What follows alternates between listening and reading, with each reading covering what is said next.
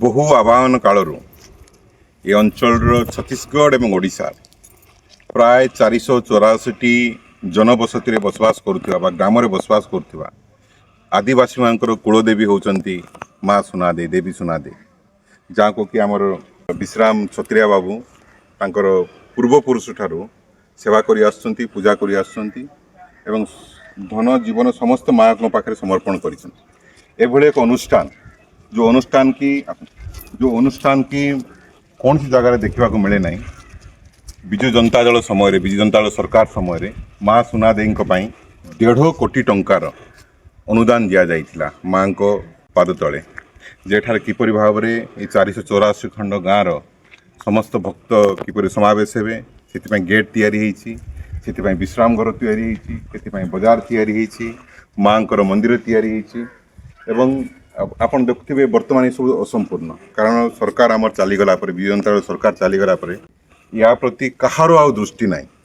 जदि आज विजु जनता दल सरकार था ताहले बाउंड्री वाल कंप्लीट ही था, शौचालय संपूर्ण भाव कार्यक्षम होता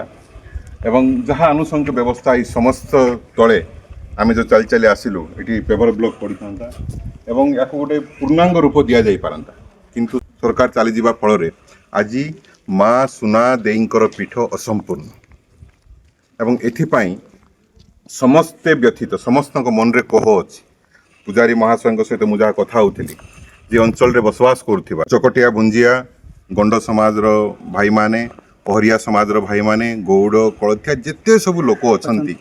समस्त मन रे वेदना अच्छी जे जदि विजु जनता दल सरकार ये था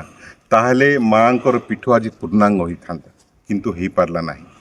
एणुक आम समस्त अपील करुचु जो कार्य अधूरा रही जाइए विजु जनता दल सरकार समय आपण मैंने समस्ते आमको साहाय्य सहयोग करूँ। आमर प्रार्थी को आपण मैंने विपुल संख्यार भोट दे जितांतु एवं ये अधूरा कार्य किपरि भाव में हो पारिबो सेतिपाई आमर नेता नवीन पट्टनायक निश्चित भाव में दृष्टि देवे एवं ये अधूरा कार्य को निश्चित भाव संपूर्ण करे। यह आमर आपण मान निकट निवेदन।